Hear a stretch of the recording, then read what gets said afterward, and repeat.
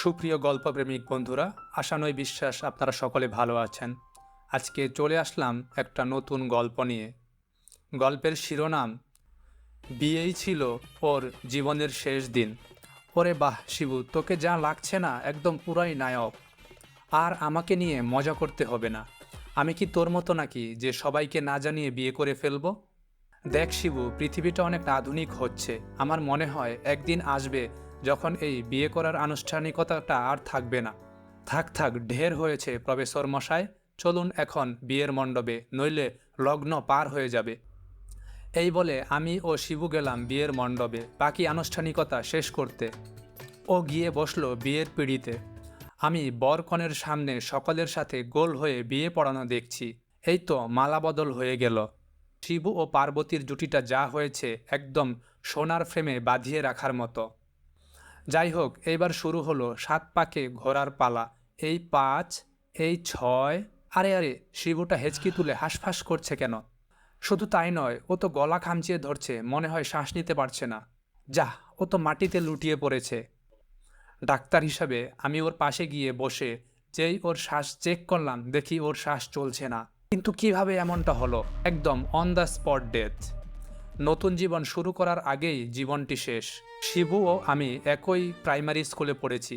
তারপরে কলেজ পর্যন্ত আমরা একই সাথে ছিলাম। ভার্সিটিতে অবশ্যই আমরা আলাদা হয়ে যাই। ও পড়াশোনা করলো এনভায়রনমেন্ট সায়েন্স নিয়ে, আর আমি গেলাম মেডিকেলে। আলাদা বিশ্ববিদ্যালয়ে পড়লেও আমরা একে অন্যের সাথে যোগাযোগ রাখতাম। তাছাড়া ছুটিতে গ্রামে আমরা একসাথেই কাটাতাম। ছেলেটা চাইতো এই পৃথিবীটাকে বদলে দিতে।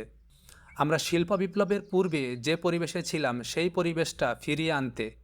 সে পরিবেশের কোনো প্রকার ক্ষতি দেখতে পারত না। জেনে শুনে কেউ যদি ক্ষতি করত তাহলে সে সাথে সাথেই প্রতিবাদ করত। শিবুর সাথে কারো কোনো শত্রুতা ছিল না। সে ছিল খুবই হাসি খুশি প্রকারের ছেলে। তবে বিয়ের 7 পাকে ঘোরার সময় ওর যে মৃত্যুটা হলো, এতে ওর আত্মীয়স্বজন এবং বিশেষ করে ওর বাবা একদম থ মেরে গিয়েছে। কারো মুখে কোনো কথা নেই। শিবুটা সত্যি আমাদেরকে সারপ্রাইজ দিল এমন একদিনে যা কল্পনা করাও পাপ।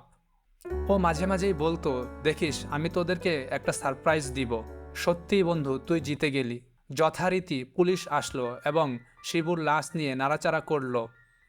কিন্তু প্রাথমিকভাবে ওরা মৃত্যুর কোনো কারণ বলতে পারল না। তবে তারা বিয়ে বাড়ির সকলকে প্রচুর জিজ্ঞাসাবাদ করে ছেড়ে দিল। আর বলল, আপনারা কেউ শহর ছেড়ে যাবেন না। যদি যান তাহলে আমাদের স্পেশাল অনুমতি নিতে হবে। আমার মনের অবস্থাটা বলে বোঝানো যাবে না। আমি আমার সারা জীবনে এত কষ্ট পাইনি যতটা পেয়েছি এই অকাল মৃত্যুতে। এটা কি খুন নাকি স্বাভাবিক মৃত্যু তা বুঝতে পারছি না।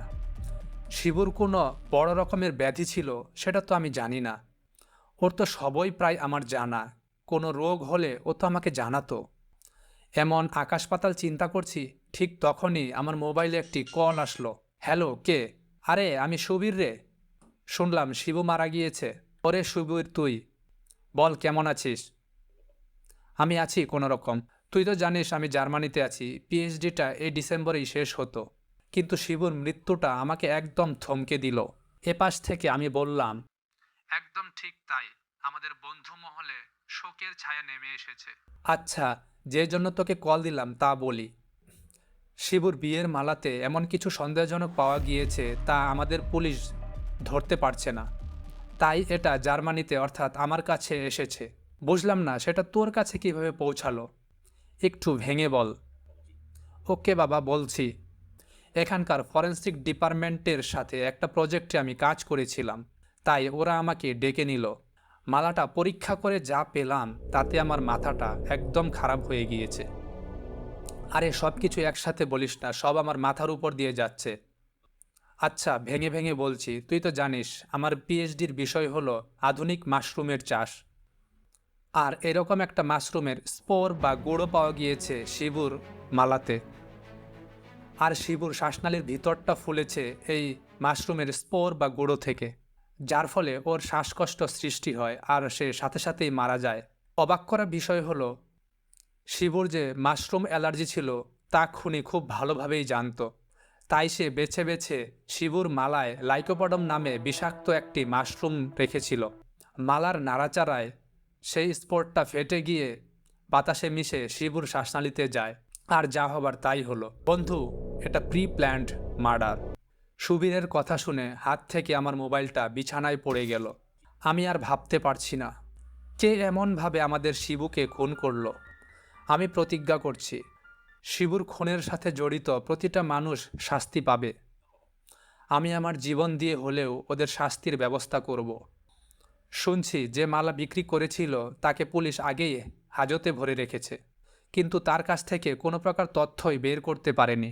তাহলে কি আমার বন্ধুর মৃত্যুর কোনো বিচারই হবে না? হবে বন্ধু, তুই অপেক্ষা কর। আমার মনে হচ্ছে পুলিশ যেভাবে বিষয়টাতে এগোচ্ছে তাতে আসল খুনি হয়তো ধরাছোঁয়ার বাইরে থাকবে। কৌতূহলবশত আমি শিবুর ব্যক্তিগত জিনিসগুলো চেক করতে গেলাম ওর রুমে। যেতেই কাকি ওর রুমটা খুলে দিলেন। এই কক্ষটাতে আমাদের দুইজনের অনেক মজার মজার স্মৃতি ছড়িয়ে রয়েছে। দুঃখের বিষয় হলো এখন আমি একা। বিষয়টা ভাবতেই আমার চোখের কোণ ভিজে টলমল করে উঠল। প্রথমে আমি ওর স্মার্টফোনটা নিয়ে নাড়াচাড়া করলাম এবং চেক করলাম, কিন্তু সেখানে কোনো সন্দেহজনক কিছুই পেলাম না। তবে কয়েকটা আননোন নাম্বার থেকে কল এসেছিল, সেগুলো আমি নিয়ে নিলাম। দেখি ওদের সাথে এই খুনের কোনো সম্পর্ক আছে কি না চেক করতে হবে। এখন আমি শিবুর ল্যাপটপটা দেখছি, কিন্তু কিছুই চোখে পড়ছে না। যখন ল্যাপটপটা বন্ধ করে দিব তখনই আমার মাথায় একটা চিন্তা আসলো। তা হলো, অনেক মানুষই তো থাকে তার গোপন কোনো ফাইল অথবা ফোল্ডার হাইড করে রাখে। এই চিন্তা থেকে আমি শিবুর ডিসপিসির সেটিংস থেকে সকল হাইড ফোল্ডারগুলো আনহাইড করে দিলাম। কিন্তু এটা কিসের ফোল্ডার আনহাইড হলো ডেস্কটপে। ফোল্ডারটিতে তো কোনো নাম নেই, দেখি এর ভিতরে কিছু আছে কি না। ওফ, ফোল্ডারটি তো পাসওয়ার্ড লক। কি আর করি, দেখি এআই দিয়ে এটাকে খোলানো যায় কি না। এআই আমাকে বেশ কয়েকটি পদ্ধতি বলে দিল এবং বলল, এই ফোল্ডারটা এইভাবে খোলার চেষ্টা করলে অনেক সময় ফোল্ডারটা চিরতরে হারিয়ে যেতে পারে, তাই আপনি সতর্কভাবে এটা নাড়াচাড়া করুন। যাই হোক, কোনো প্রকার ঝামেলা ছাড়াই আমি এআই এর সহযোগিতায় ফোল্ডারটা খুলতে পারলাম। কিন্তু এখানে রয়েছে একটি টিএক্সটি ফাইল আর তার ভিতরে একটা ইমেল। এই ইমেলটা কিসের তা জানতে হবে, এখান থেকেই মেইল করতে হবে। কিন্তু ইমেইলের মালিক যখন বুঝতে পারবে যে তাকে নক করা হচ্ছে, তখন মনে হয় সে সতর্ক হয়ে যাবে। কি করা যায়? তখন আমি শিবুর ইমেইলটা ওপেন করলাম, দেখি এই ইমেইল থেকে এই ইমেইলে কোনো মেসেজ আদান প্রদান হয়েছে কিনা। কিন্তু না, সে কোনো মেসেজ আদান প্রদান করেনি। তাহলে কি এটা শিবুর ইমেইল সে গোপন রেখেছিল? তবে এটাতে তো লগ ইন করতে চাইলে পাসওয়ার্ড দরকার, সেটা পাবো কোথায়? আমি ইমেইলটা লগ ইন করার চেষ্টা করছি আর একের পরে এক পাসওয়ার্ড ট্রাই করে যাচ্ছি, কিন্তু কিছুতেই লগ ইন করতে পারলাম না। তখন আমার ফোনে একটা নোটিফিকেশন আসলো বুক শেয়ার ওয়েবসাইট থেকে। সেটা ওপেন করে দেখলাম আমি গত সপ্তাহে ওদের একটা বইয়ের রিভিউ দিয়েছিলাম, তারই ফিডব্যাক দিয়েছে। তখন ওই মাথায় একটা জিনিস আসলো, তা হলো আমি আমার অ্যান্ড্রয়েড ফোনটা সাইন ইন করেছি যে ইমেইল দিয়ে, তাছাড়াও তো আমার আরও দুটি মেইল রয়েছে, আর একটাতে এই মেইলটা আসলো। এরপরে আমি শিবুর মেইল প্রোফাইলটাতে ক্লিক করতে আরও দুটি মেইল পাওয়া গেল। একে একে দুটি মেইলই চেক করলাম। শেষের মেইলে যেই শিবুর আনহাইড করা ফোল্ডারের মেইলটা দিয়ে সার্চ করলাম, সার্চ রেজাল্ট হিসাবে একটা মেইল আসলো। আমি যেই সেটাকে ডাবল ক্লিক করে ওপেন করতে যাব, তখনই আমার মোবাইলে একটি কল আসলো। ওপার থেকে একটা কণ্ঠ বলল, বেশি বার বেরো না, তোমার বন্ধুর মতোই তোমার অবস্থা হবে। এখন তুমি অনেক কিছুই জেনে গিয়েছ, তোমাকে আর বাঁচিয়ে রাখা যাবে না। কারণ আমরা পূর্বেই শিবুর কম্পিউটারে স্পাইওয়্যার ইনস্টল করে রেখেছিলাম। তুমি যখনই পিসি অন করেছ, ঠিক তখনই আমাদের কাছে খবর চলে এসেছে যে শিবুর পিসি কেউ একজন অন করেছে। সাথে সাথেই আমরা তোমাকে নজরবন্দি করেছি। তুমি চাইলে একটা নমুনা দেখতে পারো। আমাকে কলে রেখে সে একজনকে নির্দেশ দিচ্ছে। স্নাইপার 3, তুমি তোমার বাম পাশের উড়ন্ত পাখিটাকে শুট করে দেখাও। ঠিক তখনই দেখলাম একটা পাখি আকাশ থেকে খসে পড়ে গেল, আর তা দেখে আমার আত্মা খাঁচা ছাড়া। বুঝতে পারছি না আমি কাদের বিরুদ্ধে নেমে পড়েছি।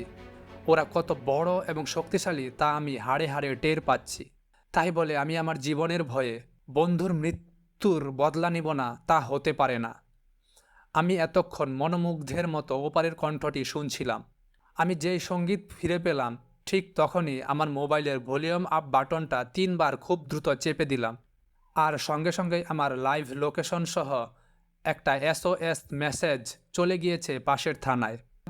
আমি তাকে কথার মাঝে রেখে কিছুক্ষণ অপেক্ষা করতেই ঘরের বাইরে কয়েকটি পুলিশের গাড়ির শব্দ পেলাম একজন যুবক পুলিশ ঘরের দরজায় এসে দাঁড়িয়ে বলল, আপনি তাহলে SOS মেসেজ করেছিলেন? আমি বললাম, হ্যাঁ, সমস্ত ঘটনা খুলে বললাম। তিনি সব শুনে জানালেন, আপনার একা থাকা নিরাপদ নয়।